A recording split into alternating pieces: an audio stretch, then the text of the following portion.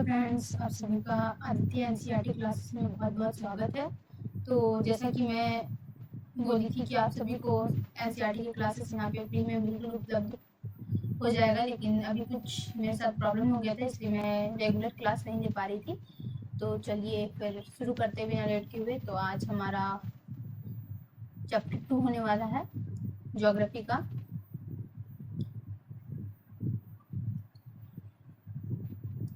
आज हम लोग ज्योग्राफी का चैप्टर 2 पढ़ेंगे और इसके बारे में हम लोग समझेंगे और जानेंगे, ठीक है।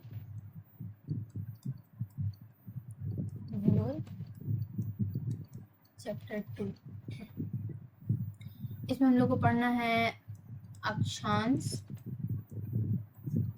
देशांतर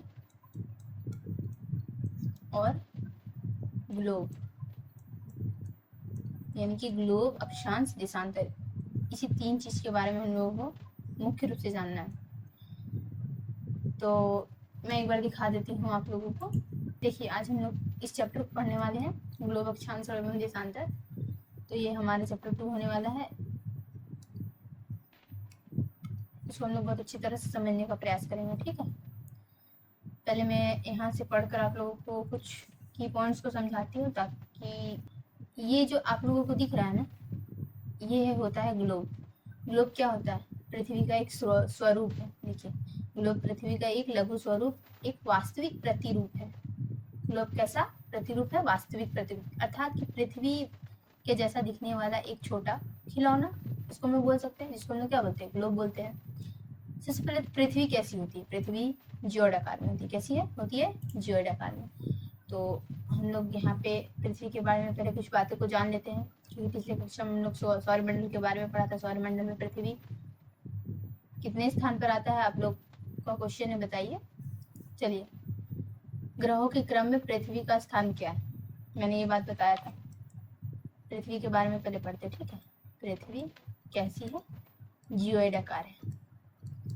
जियोइड आकार कहने का मतलब क्या? ध्रुवों पर चपटी और साइड साइड में उभरी हुई, है ना। संपूर्ण गोल नहीं है हमारी पृथ्वी। पूरा गोल अगर हम बात करें कि हमारी पृथ्वी संपूर्ण गोल इस तरह से नहीं है, ठीक है। मैं तो संपूर्ण गोल बन भी नहीं पाया, तो देखिए पूर्ण गोल नहीं, टेढ़ी मेढ़ी, इसी तरह से समझ लिया जाए तो ध्रुव, अर्थात ध्रुव पर इसी को हम लोग ध्रुव बोलते हैं, ठीक है। 90 डिग्री पता, इसके बारे में पढ़ेंगे हम लोग आगे में। तो एक बात याद रखिए ना, 100 बात का एक बात, कि पृथ्वी ध्रुवों पर चपटी और साइड साइड में इधर उधर साइड उभरी हुई है, मतलब कि फैली हुई, चौड़ी, ठीक है। पृथ्वी अपने अक्ष पर, पृथ्वी जो है अपने अक्ष पर 23.5 डिग्री झुकी हुई है। अच्छा, जियोइड किसको बोलते हैं पता है? जियोइड जो संपूर्ण गोल नहीं है। हम लोग पृथ्वी संपूर्ण गोल नहीं, तो कुछ ना कुछ तो नाम देना पड़ेगा। तो हम लोग पृथ्वी का एक संपूर्ण रूप, वो कैसा है? जियोइड आकार, ठीक है। अब हम लोग आगे देखते हैं। पृथ्वी झुकी हुई अवस्था में स्थित है। झुकी हुई है उसे अक्ष कहते हैं, ठीक है। झुकी हुई कैसे? पृथ्वी जो है टेढ़ा है, इस तरह से टेढ़ा, टिल्टेड। तो ये कितना डिग्री पर है? 23.5 डिग्री पर। अभी हम लिख रहे हैं कि आप लोग यहाँ पे पढ़ेंगे भी कि 23.5 डिग्री पर पृथ्वी जो है टिल्टेड किस तरह से। देखिए,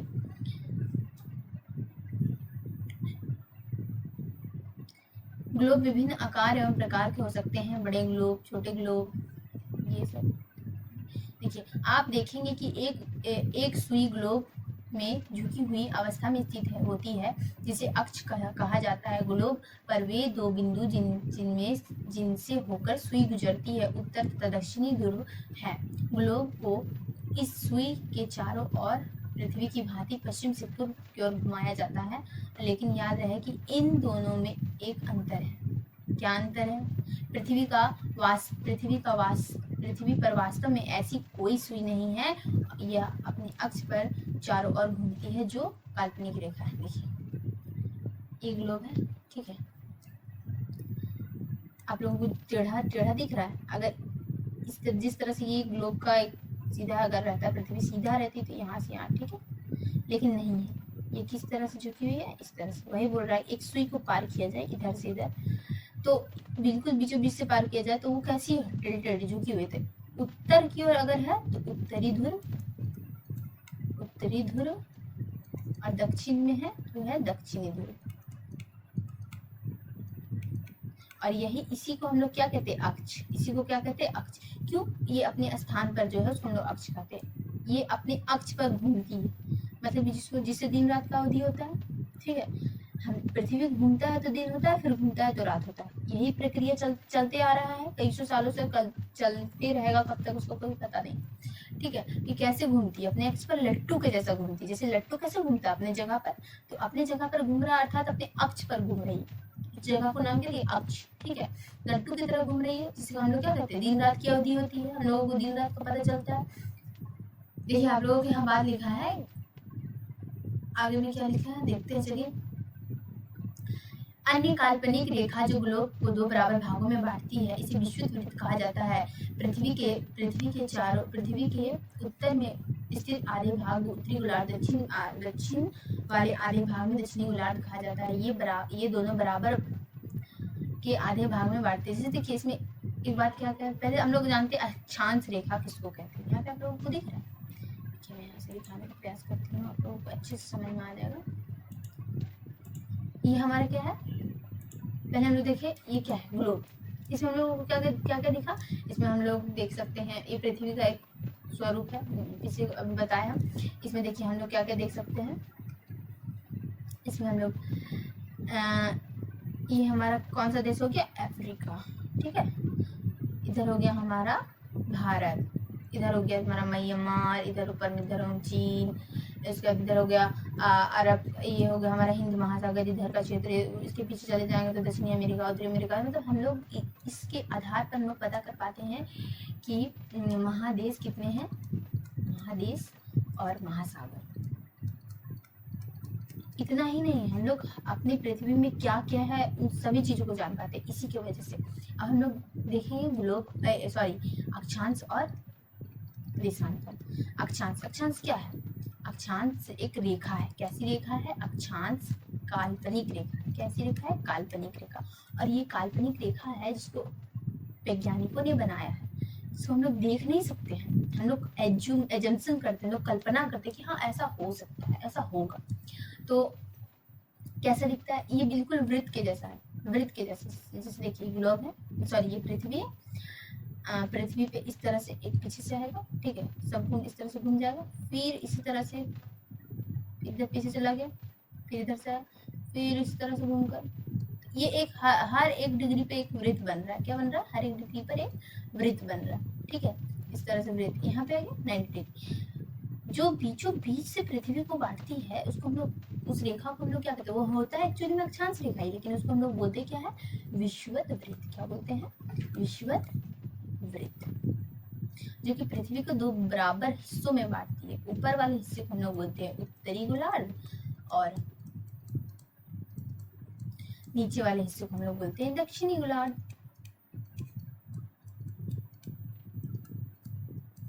ठीक है।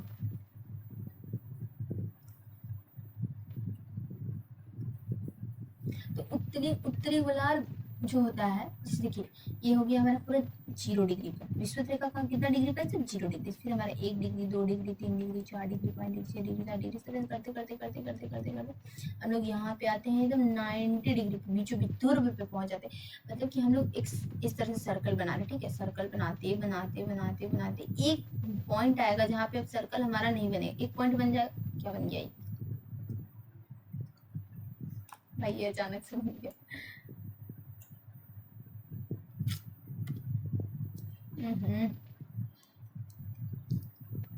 कर्म करने जाते हैं कांड हो जाते हैं, क्या ही बोला जाए, पेन भी काम नहीं कर रहा है, ऐसा ऐसा सिचुएशन। चलिए ठीक है, ध्यान से, ये जो हमारा विषुवत वृत्त है, ठीक है, ये क्या है, अक्षांश रेखा ही है। तो हम लोग जिस तरह से हम लोग, एक सेकेंड,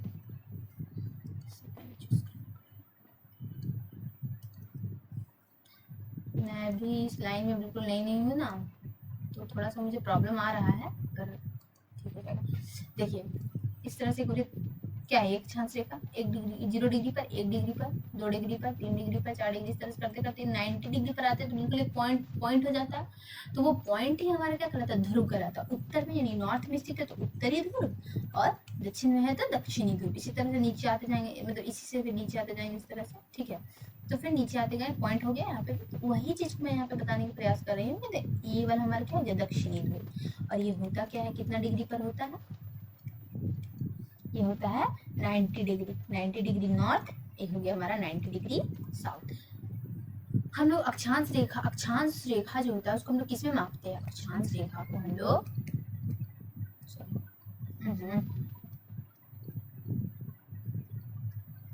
अक्षांश रेखा को हम लोग किसमें मापते हैं, अंश में। किसमें मापते हैं, अंश में। अंश में या फिर डिग्री में, वही चीज है। अच्छा आप लोग ये चीज बताइए कि पृथ्वी अपना परिक्रमा कितने दिन में पूरा करती है, कितने दिन कितने घंटे उसको लगते हैं, दूसरा क्वेश्चन। अब देखिए कमेंट करके बताइएगा। अब हम लोग आते हैं अक्षांश रेखा को बताएं। अब देखिए यहाँ पे आप समझिएगा ध्यान से थोड़ा सा, इसी चीज को मैंने बताने का प्रयास किया। देखिए ये हमारा क्या है, ये दिख रहा है ना, डॉट डॉट, इस तरह से डॉट डॉट डॉट डॉट दिख रहा है, ये हमारा विश्वत वृत्त। यहाँ पे लिखा हुआ भी है विश्वत वृत्त। उसी तरह से 1 डिग्री 2 डिग्री 3 डिग्री 4 डिग्री, यहाँ पर हमारे 20 डिग्री, फिर इसी तरह 1 2 3 21 22 23 24 25 26 27 28 40 डिग्री, फिर 60 डिग्री, फिर 80 डिग्री। उसी तरह से एक पॉइंट आ गया, पॉइंट आ गया तो उत्तरी ध्रुव पर, इसी के नीचे फिर हम उधर जाएंगे तो फिर दक्षिणी ध्रुव हो जाए, दक्षिणी ध्रुव हो जाए। यहाँ हम विश्वत वृत्त कितना डिग्री पे, 0 डिग्री। तो ये पृथ्वी को बिल्कुल आधे बराबर भागों में बांटती है। तो उत्तर में स्थित हम लोग क्या कहते हैं, उत्तरी गोलार्ध। गोलार्ध मतलब गोला का आधा भाग है ना, दक्षिण स्थित दक्षिणी गोलार्ध, यहाँ पर हो गया दक्षिणी गोलार्ध। यहाँ तक आई होप यहाँ तक तो क्लियर होगा। तो अब हम लोग आगे देखते हैं, आगे हमारा बुक में क्या दिया है। देखिए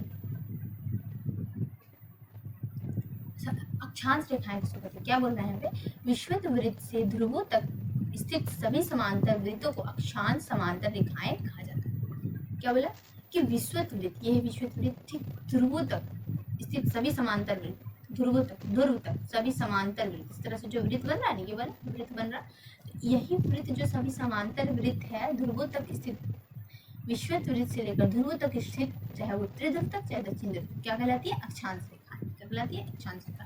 अब देखिए इसके भी अलग अलग नाम होते हैं। अब हम एक चीज जानते हैं कि एक वृत्त कितना डिग्री को होता है, बताइए, 360 डिग्री। देखिए यहाँ पे दिया हुआ भी 360 अंश, अंश का मतलब क्या होता है, डिग्री।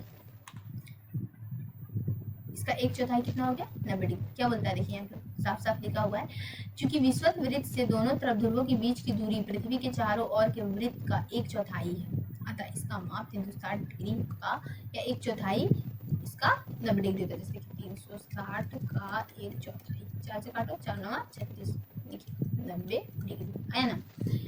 अब देखिए तो इसका 1/4 क्या हुआ, आधा आधा हुआ।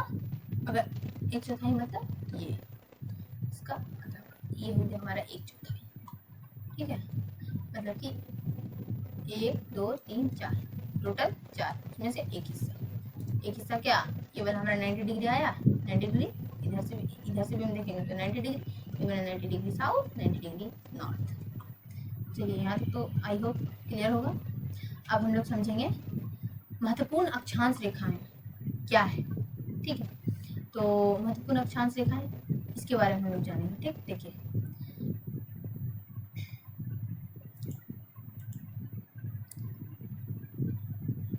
महत्वपूर्ण अक्षांश रेखा हम लोग समझेंगे। देखिए ये क्या है, हमारा महत्वपूर्ण अक्षांश रेखा कैसा होता है, क्या हम लोग जान रहे हैं कि ये जो अक्षांश रेखा है ये सब तो अक्षांश रेखा ही है, इस तरह से इसकी एक वृत्त ही है, ठीक। तो इसका हम लोग स्पेशल नाम दिए हैं। इसका स्पेशल नाम देने के पीछे भी रीजन है, क्योंकि इसका स्पेशल नाम इसलिए देंगे क्योंकि ये जो है विशेष जोन में बांटा गया है। इस क्षेत्र से इस क्षेत्र तक एक जोन है, ठीक है। इस क्षेत्र से लेके इस रेखा से लेके इस रेखा के बीच एक क्षेत्र है, एक ऐसा जोन है जहाँ पे एक समान मौसम होता है। हम लोग ऐसा नोटिस किए हैं, इसलिए हम लोग इसको बांटे थे। चाहे तो हम लोग 23.5 ही क्यों लिए, हम लोग 24 भी ले सकते थे, 25 भी ले सकते थे, स्पेशल नाम देते थे कुछ भी नहीं। ऐसा हम लोग ऐसा इसलिए नहीं किए क्योंकि हम लोगों ने देखा कि 23.5 डिग्री से लेके 66.5 डिग्री तक हमें एक अलग प्रकार का मौसम देखने को मिल रहा है। और सेम हमें दक्षिण मतलब पृथ्वी के दक्षिण हिस्से में भी वही चीज़ मिल रहा है, उत्तरी गोलार्ध में भी देखने को मिल रहा है, दक्षिणी गोलार्ध में भी देखने को मिल रहा है। ये वाला हिस्सा हमारा क्या कलर है, यहाँ से लेके यहाँ तक क्या कलर है, उत्तरी गोलार्ध। क्या कलर है, उत्तरी, ये तो पता है। और फिर हमारा इधर से लेके यहाँ तक जो हिस्सा है वो हमारा दक्षिणी गोलार्ध। ठीक है, ये चीज़ तो हम इस चीज़ से तो हम लोग परिचित हो चुके हैं। अब देखिए हम लोग जान रहे हैं कि इसका विशेष नाम देने के पीछे रीजन क्या है। अभी इसी बात को समझेंगे। विश्वत वृत्त से ध्रुवों तक, जो विश्वत वृत्त से ध्रुवों तक सभी जो खींची गई है सारे क्या है, अक्षांश रेखा है। ये भी चीज़ हम लोग जान रहे हैं। तो हम लोग इसका नाम जान चुके हैं। इसका नाम क्या है, देखिए यहाँ पे लिखा हुआ है क्या है, विश्वत वृत्त। अब विश्वत वृत्त है 23.5 डिग्री दक्षिण। ठीक है, तो देखिए मैं बना करके आप लोगों को समझाती हूँ ताकि क्लियर हो जाए ये चीज़, है ना। चीज़ क्लियर होना बहुत ज़रूरी है।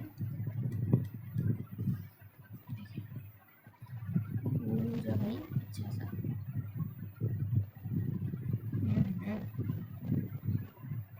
ठीक है, चलिए। ऐसे भी हमारी पृथ्वी संपूर्ण रूप से गोल नहीं है। जियो डकान में भी बहुत अच्छा शेप आया पृथ्वी का। ये हमारा 0 डिग्री हो गया। ये क्या हो गया, विश्वत वृत्त या फिर भूमध्य रेखा, इसका एक और नाम है भूमध्य रेखा। ठीक है, अब हम लोग 23.5 डिग्री उत्तर, इधर तो उत्तर हो गया, इधर दक्षिण। हम जान रहे हैं यहाँ पे क्या है, 90 degree, sorry 90 degree north, 90 degree south, मतलब उत्तरी ध्रुव दक्षिणी ध्रुव। अब हम यहाँ पे आते हैं 23.5 डिग्री, 23.5 डिग्री नॉर्थ अर्थात उत्तर। अब ये 23.5 डिग्री उत्तर में कौन सा रेखा स्थित है, ये है एक अक्षांश रेखा। लेकिन इसका नाम हम क्या दिए, इसका नाम दिए कर्क रेखा। और हम लोग पढ़े भी है कि कर्क रेखा कितने राज्यों से होकर गुजरती है, 8 राज्यों से होकर गुजरती है। चीज़ हम लोग पढ़े भी। अब उसके बाद हम लोग देखते हैं कर्क रेखा। अब ठीक हम लोग दक्षिण गोलार्ध में आते, दक्षिण गोलार्ध में आते तो फिर यहीं से हम लोग 23.5 डिग्री से एक रेखा पर, एक रेखा का नाम देते हैं। उसका नाम हम लोग क्या देते हैं, मकर रेखा, मकर रेखा देते हैं। और ये मकर रेखा भी कितना डिग्री से जाती है, 23.5 डिग्री नॉर्थ की साउथ, साउथ यानी कि दक्षिण। समझ में आया, इसका नाम हो गया कर्क रेखा, इसका नाम हो गया मकर रेखा। अब ठीक इसी तरह से एक रेखा और, एक अक्षांश रेखा और जाती है, उसका नाम क्या है, उसका नाम है, कितना डिग्री से जाती है पहले ये चीज़ जानी, वो जाती है 66.5 डिग्री नॉर्थ। ये चीज़ जरूर देना है, नॉर्थ और साउथ, इस चीज़ को ध्यान में रखिएगा। नहीं तो नॉर्थ से क्वेश्चन पूछेगा साउथ बता दीजिएगा, साउथ से क्वेश्चन पूछेगा नॉर्थ बता दीजिए, इसको ध्यान में रखिएगा। अब हम जस्ट उसका 66.5 डिग्री साउथ में आ जाते हैं, 66.5 डिग्री साउथ। नॉर्थ वाले का नाम क्या है, उत्तरी ध्रुव, उत्तरी ध्रुव वृत्त लिखा हुआ भी देखिए यहाँ पे, है ना। अब साउथ वाला का नाम क्या है, जो 66.5 डिग्री साउथ से होकर अक्षांश रेखा गुजरती है, उसका नाम है दक्षिणी, दक्षिणी ध्रुव वृत्त। अब दक्षिणी ध्रुव वृत्त, इसका एक और नाम है, मैं बता देती हूँ। उत्तर से जो जा रहा है उसका है नाम आर्कटिक वृत्त, और दक्षिण से जो जा रहा है उसका नाम है अंटार्कटिक वृत्त। इसका नाम है अंटार्कटिक वृत्त, इसका नाम है आर्कटिक वृत्त। अब हम लोग इतना सब पता चल गया। अब ऊपर में जो जा रहा है, ऊपर में बस 90 डिग्री, ये हो गया हमारा ध्रुव, उत्तरी ध्रुव, ये हो गया हमारा दक्षिणी ध्रुव, साउथ तो लिखा ही वहाँ पे। ये एक चीज एकदम क्लियर हो गया। अब हम लोग समझेंगे, देखिए दूसरा पेन थोड़ा सा मतलब समझिएगा ध्यान से तो समझ में आ जाएगा। ऐसे कोई डरने वाला टॉपिक नहीं है, ऐसा नहीं कि नहीं समझ में आएगा, सब समझ में आएगा, बस ध्यान दीजिए। अब समझ में आया, इसका विशेष नाम रखे हैं। अब इसका विशेष नाम रखने का पीछे का रीजन क्या, हम लोग ये चीज जानेंगे। हम लोग उत्तरी ध्रुव से लेके दक्षिणी ध्रुव, सॉरी क्या बोल रहे हैं, मतलब कि कर्क रेखा से लेके मकर रेखा तक का जो क्षेत्र है, यानी कि ये वाला जो क्षेत्र, ठीक है, कर्क रेखा से मकर, कर्क रेखा कितना डिग्री पर, 23.5 डिग्री उत्तर, मकर रेखा 23.5 डिग्री दक्षिण। तो कर्क रेखा से मकर रेखा का जो क्षेत्र है ना, यहाँ पे कैसा है, यहाँ पे वातावरण कैसा होता है, उष्ण होता है। उष्ण का मतलब क्या, देखिए यहाँ पे लिखा हुआ है, ठीक है, देखिए लिखा हुआ उष्ण, उष्ण कटिबंध। ये वाला क्षेत्र कैसा क्षेत्र है, उष्ण कटिबंध। उष्ण कटिबंध का मतलब क्या होता है, गर्म वाला क्षेत्र। यहाँ पे कैसा होता है, हमेशा गर्मी रहता है, गर्मी ठंडा बराबर। इसके बारे में लोग पढ़ेंगे। इस वर्ड का अर्थ पहले आप लोग समझिए।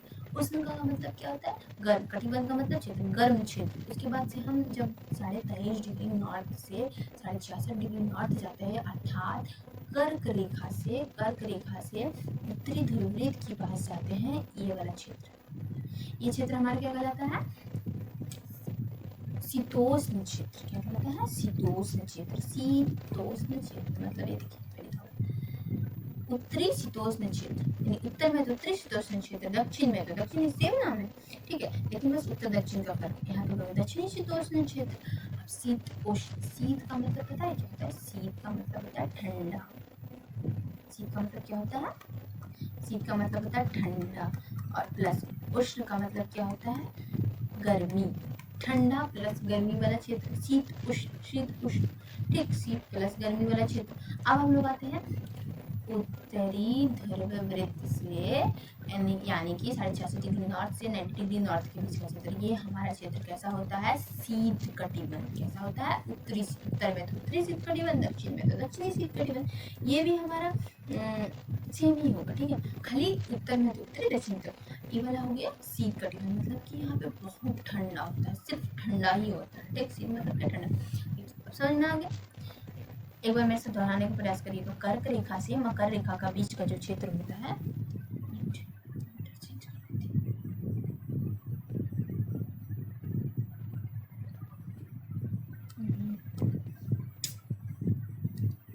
बोल रही हूँ मैं भी नई नई हूँ ना, तो मुझे थोड़ा प्रॉब्लम आ रहा है।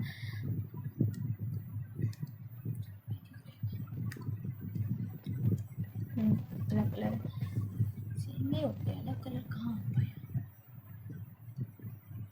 एक सेकेंड,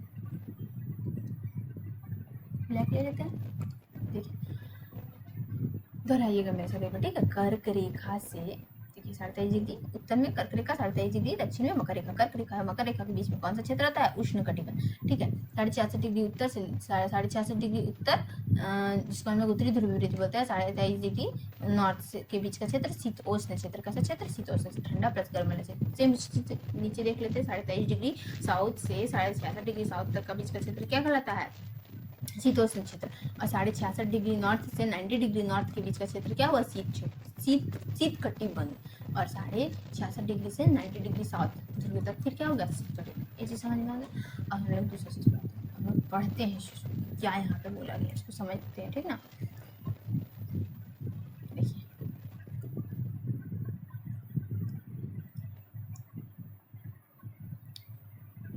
पृथ्वी के ताप कटिबंध, कर्क रेखा, ठीक है, कर्क रेखा एवं मकर रेखा के बीच सभी अक्षांशों पर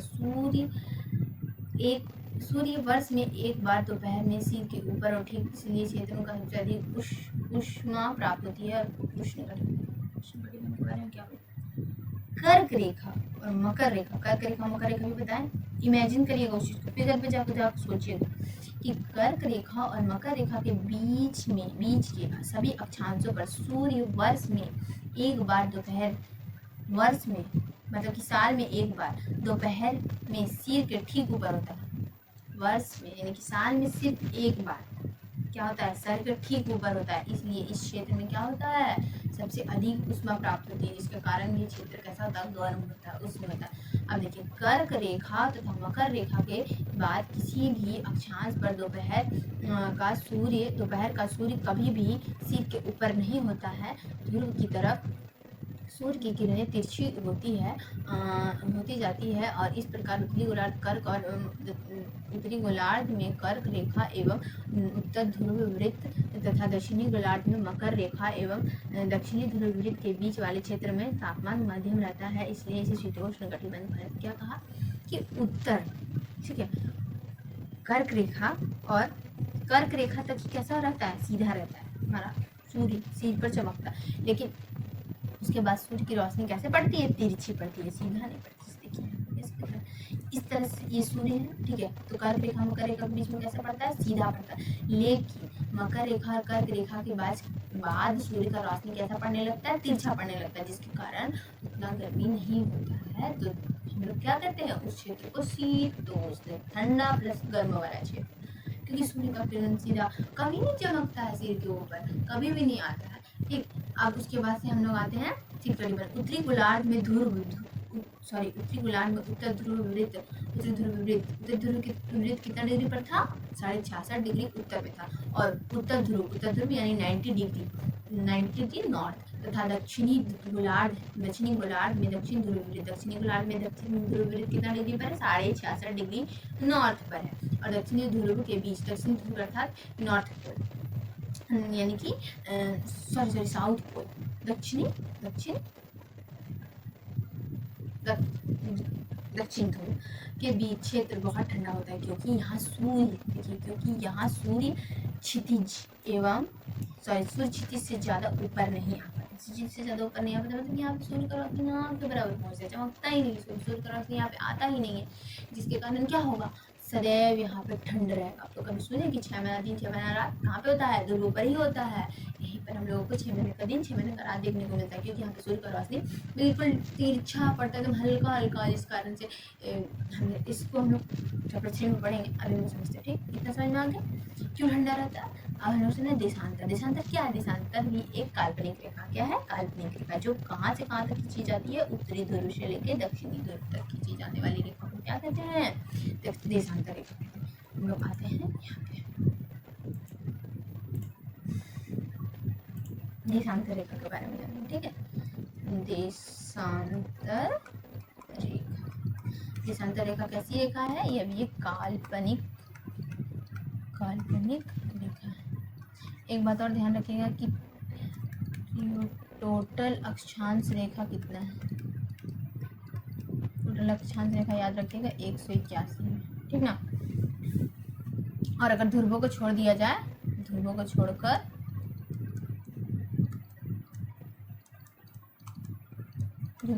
कितना 179, ठीक है। अब देखिए हम लोग देशांतर रेखा के बारे में पढ़ेंगे। तो देशांतर रेखा कैसा होता है, पृथ्वी उत्तरी ध्रुव दक्षिण ध्रुव यानी कि ध्रुवों को मिलाकर खींची जाने वाली रेखा को क्या कहते हैं, देशांतर रेखा। देखिए ध्रुव को मिलाकर खींच रहे हैं, ये देखिए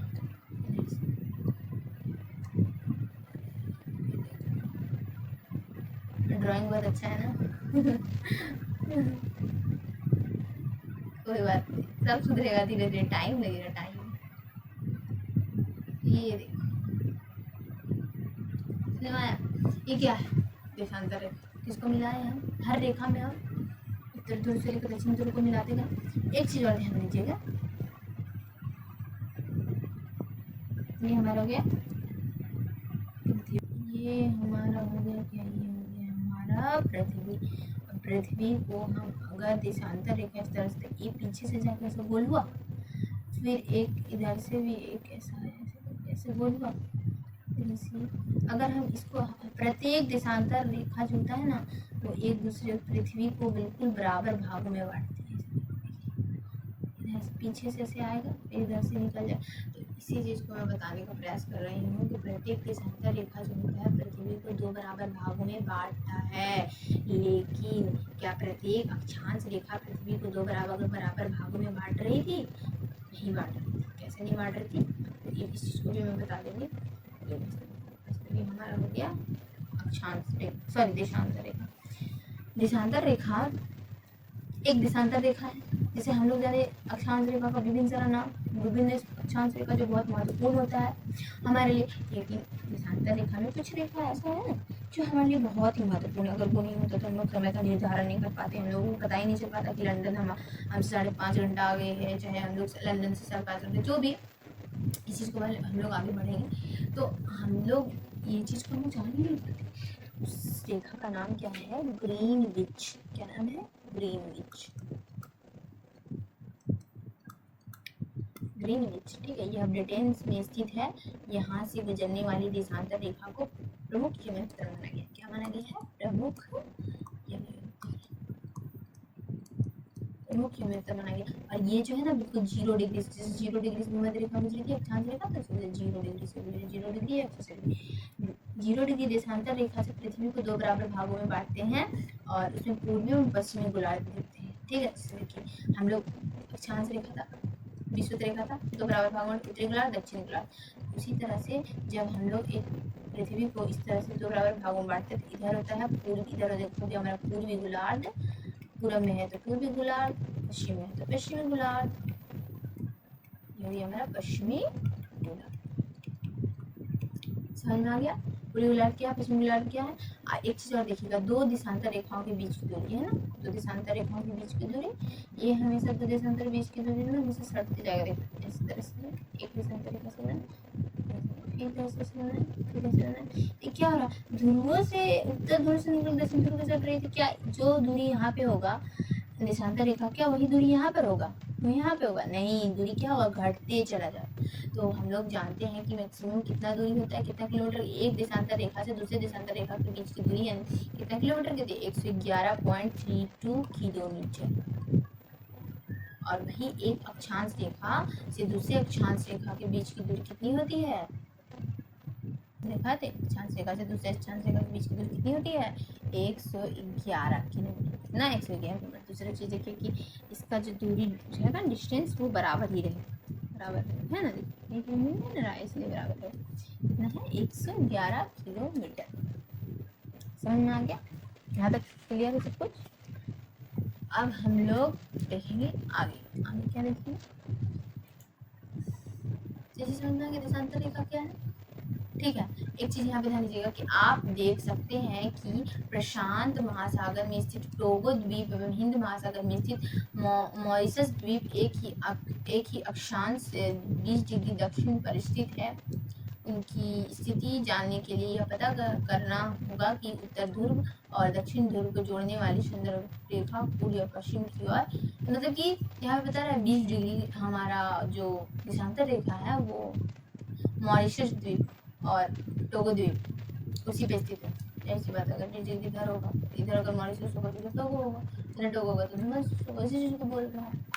चलिए हम लोग आगे देखते हैं, प्रमुख युवतर के बारे में पढ़े थे ना, अभी बोले हम कि ब्रिटेन राजकीय वेधशाला से गुजरने वाली सभी देशों ने निश्चय किया कि क्या बोलता है अक्षांश रेखाओं भिन्न देशांतरीय अंतर लंबाई थी, इसे सिर्फ मुख्य संख्याओं में व्यक्त करना कठिन था।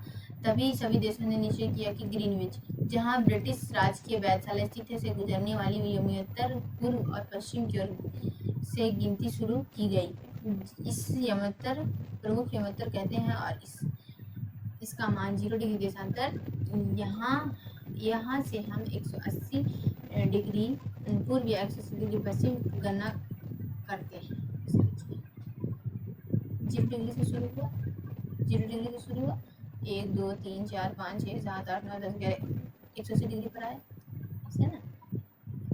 कितना डिग्री को होता है हम जान रहे हैं, एक पूरा वृत्त कितना डिग्री को होता है 360 डिग्री, आधा वृत्त कितना डिग्री को 180 डिग्री। 3D दिमाग में घुमाएगी 3D। उसी तरह से इधर से यहाँ से इधर आगे कितना 180 डिग्री हुआ, इधर से 0 डिग्री से शुरू हुआ, 1 2 3 4 5 6 7 8 9 10 11 से 180 डिग्री पर आया। तो हम यहाँ पे क्या बोला गया कि 180 डिग्री पूर्व 180 डिग्री पश्चिम गणना, फिर इधर आगे एक पूर्व में ये तो आपका पूर्व में गणना हो गया। अब इधर 1 2 3 4 5 6 7 8 9 10 तरह से करते करते करते करते 180 डिग्री पश्चिम में आ गया, फिर 180 डिग्री पूर्व और 180 डिग्री पश्चिम में गणना करते हैं। अब हम लोग देखेंगे कि प्रमुख यमोत्तर कहाँ से गुजरती है, क्या इसका लाभ है।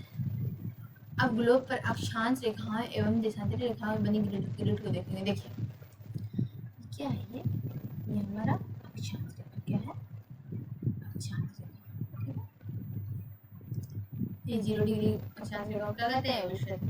अच्छा, इधर से ये हमारा क्या आ गया देशांतर रेखा, क्या आ गया देशांतर रेखा। ये जो देशांतर रेखा अक्षांश रेखा बन रहा है तो एक जाल जैसा बन रहा है, जाल जैसा बन रहा है, कैसे जाल जैसा बन रहा है,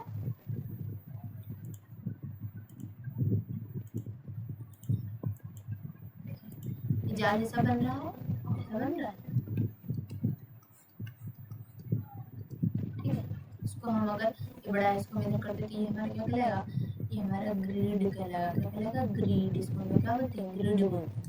जी जाल जैसा बनता है ना, जाल जैसा ग्रिड बोलते हैं। 0 डिग्री इसको बोलते हैं ग्रीनविच। ठीक, कितना डिग्री करते हैं ग्रीनविच, 0 डिग्री। देखिए +1 +2 +3 इस तरह से।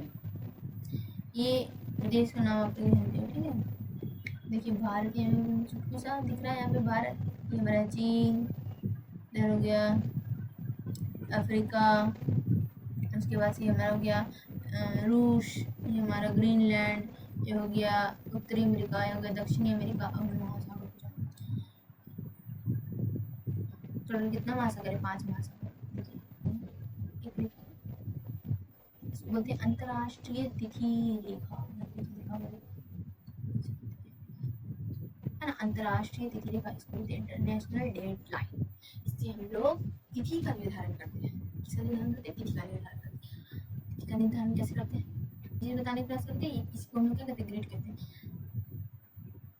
देशांतर और समय, समय को मापने का सबसे अच्छा साधन पृथ्वी, चंद्रमा, ग्रहों की गति। सूर्य से प्रतिदिन होता है, पता है। सूर्य दिख गया, दिन हो गया, चंद्रमा डूब गया, चंद्रमा दिख गया, रात हो गया, चंद्रमा दिखता है, ऐसा नहीं दिखता। लेकिन तो सूर्योदय एवं सूर्यास्त प्रतिदिन होता है। अतः स्वाभाविक ही है कि ये पूरे विश्व में समय निर्धारण सबसे अच्छा साधन है। तो जैसे ये दोपहर में सबसे छोटी सूर्य तथा सूर्यास्त के बाद सबसे लंबी होती है क्या, परछाई, है ना। पूरे विश्व में समय का निर्धारण सबसे अच्छा साधन है। स्थानीय समय का अनुमान सूर्य के द्वारा बनने वाली परछाई से लगाया जाता है, जो दोपहर से सूर्यास्त में सबसे लंबी होती है। जितना जितना दोपहर होगा, ठीक है, सूर्य जितना ऐसे क्यों कराएगा हमारा समय में हमारा परछाई होगा। पहले समय का निर्धारण कैसे करते थे, परछाई से। जब हमें समय कुछ पता नहीं था, ठीक, तो कुछ नहीं जानते थे, हम लोग को बिल्कुल ज्ञान नहीं था, हम लोग बिल्कुल ज्ञान नहीं था। तो किससे निर्धारण करते हैं समय का, मतलब परछाई से निर्धारण करते हैं। फिर लोगों ने जैसे डेवलप किया, सुविधा अनुसार अपना जिस तरह से विकास करते गए, उस तरह से लोगों को साधन करते गए। तो हमने क्या, एक रेखा, इंटरनेशनल डेडलाइन निर्धारित की कि हाँ इसके अनुसार हम तिथि का निर्धारण करेंगे। ठीक, क्या क्या हुआ, ग्रीनविच पर स्थित प्रमुख हिमोत्तर पर सूर्य जिस समय आकाश के सबसे ऊंचे बिंदु पर होगा, उस समय हिमोत्तर पर स्थित सभी स्थान पर दिखाई देगा। ग्रीनविच प्रमुख हिमोत्तर पर सूर्य जिस समय आकाश अर्थात आसमान के सबसे ऊंचे बिंदु पर होगा, उस समय हिमोत्तर पर स्थित सभी स्थान पर दिखाएगा। जो भी देश स्थित उस समय इन देशों में क्या होगा, दोपहर पर चाहे वो कहाँ से उधर देखें, क्योंकि पृथ्वी पश्चिम से पूर्व की ओर चक्कर है। वो पता है कि पृथ्वी कैसे चक्कर लगाती है, वहाँ पर, ठीक है, वहाँ पर मतलब पश्चिम से पूर्व, यानी कि एंटी क्लॉकवाइज इस तरह से हो गया। पृथ्वी कैसे घूमती है, एंटी क्लॉकवाइज, उल्टा रोटेट करती है। ठीक, अब देखिए क्या होता है, उसका समय पीछे होगा। समय के अंतर की दर गणना निम्नलिखित की जा सकती है कि पृथ्वी जब 24 घंटे में 360 डिग्री घूम जाती है, अर्थात 1 घंटे पर हम जान रहे हैं 360 डिग्री में पृथ्वी जो घूमती है।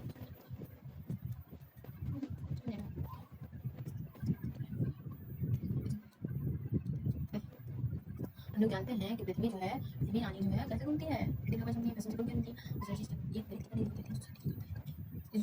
हम लोग इस बात में ध्यान रखिएगा कि 1 घंटे में 15 डिग्री पार करता है। तो 1 घंटे में 15 डिग्री पार करता है, एवं 15 डिग्री अर्थात 1 डिग्री 360 डिग्री तो 24 घंटे में पार करती है, 360 डिग्री 24 घंटे घूम जाती है, पूरा एक चक्कर हो जाता है। 1 घंटे कितना हुई, 1 घंटे में 15 डिग्री, 1 घंटे कितना हुई 15 डिग्री। 4 मिनट में 1 डिग्री, 1 घंटा में 4 मिनट में 1 डिग्री। 1 घंटा था 60 मिनट, 1 घंटा लिखो 60 मिनट लिखो, तो इसको हम 15 बार गुणा करें, 15 चौक 60 15 डिग्री हुआ, 15 डिग्री। अब देखो तो तब ग्रीनविच से 15 डिग्री पूर्व से और पूर्व समय होगा 60 मिनट। अगर हम ग्रीनविच से, ये ग्रीनविच 0 डिग्री यहाँ पे दोपहर, अगर हम 15 डिग्री इधर से जाते हैं, 15 डिग्री ग्रीनविच से 15 डिग्री पूर्व समय होगा, 15 ग्रीनविच 15 डिग्री तक पूर्व चल जाएंगे, क्या 15 डिग्री पूर्व जाएंगे 1 घंटा घटेगा, 1 घंटा घटेगा। अगर 15 डिग्री पश्चिम चल जाएंगे 1 घंटा क्या बढ़ेगा। ग्रीनविच से 0 डिग्री है, बोला दोपहर दोपहर 1 बजे, तो हम अगर 15 डिग्री चल जाते पीछे, तो -1 घंटा हो जाए, 15 डिग्री कितना मिनट होता है, 7 मिनट। तो 1 घंटा माइनस हो गया, इधर अगर बढ़ गया पूर्व की ओर बढ़ गया, पश्चिम की ओर बढ़ गया, तो 1 घंटा प्लस जाता है। अब देखिए यानी सुबह क्या बोलता है कि पश्चिम का समय ग्रीनविच समय से 1 घंटा पीछे होगा, यानी सुबह वहाँ से 12 बजे होंगे तो ग्रीनविच में 12 बजे। अगर इधर पश्चिम, अच्छा किताब पूछ रहे हो मेरे को बताओ, ये है ग्रीनविच, ठीक है। अगर ग्रीनविच में है आपका दोपहर का 2 बजे, दोपहर का 2 बजे, तो यहाँ पे कोई देश मान चलिए चीज़ें कि आगे जाइए, जैसे जैसे यहाँ पश्चिम से बढ़ते हैं तो यहाँ कोई देश है, तो यहाँ पर क्या टाइम होता है,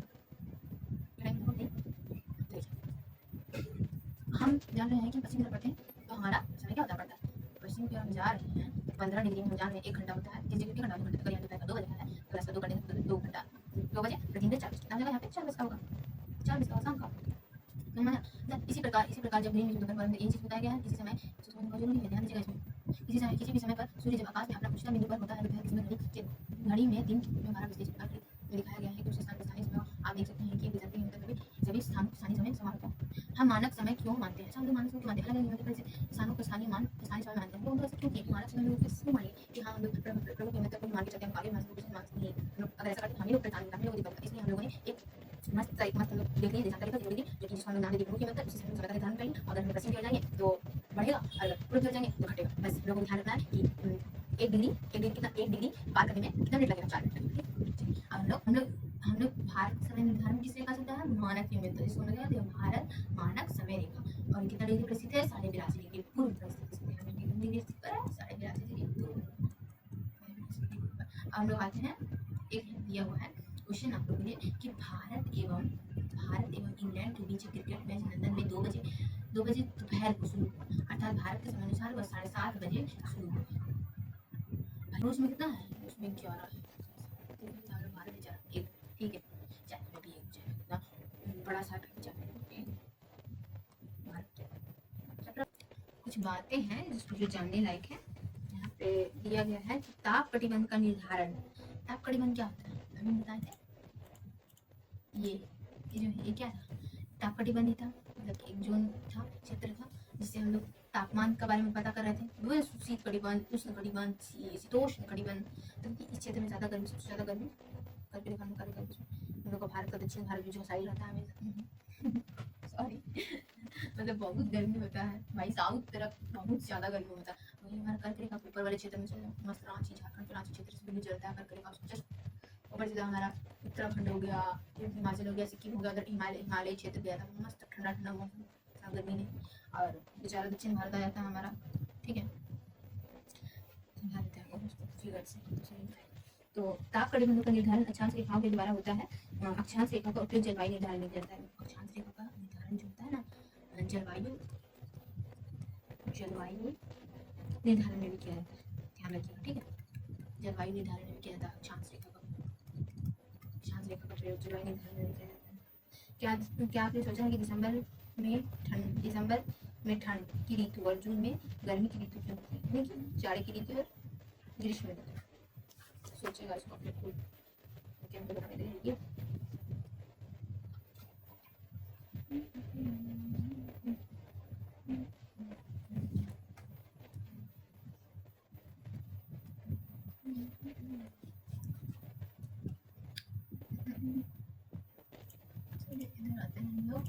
तो आज के लिए इतना ही, और हमारा क्लास मतलब हमारा चैप्टर भी खत्म होता है। तो आती हूँ कि आप लोगों की वीडियो बहुत अच्छी लगी होगी और मुझे कमेंट करके बताइएगा। तो फिर मिलते हैं नेक्स्ट वीडियो में। धन्यवाद। आप लोग वीडियो को पूरा जरूर देखिएगा, और मैं कोशिश करूँगी आप लोग को लाइव आकर के पढ़ा सकूँ। मुझे थोड़ा टाइम लगेगा इस चीज़ के लिए, पर मैं कोशिश करूँगी जल्दी आने, मैं भी चाहती हूँ। ठीक है, चलिए बाय।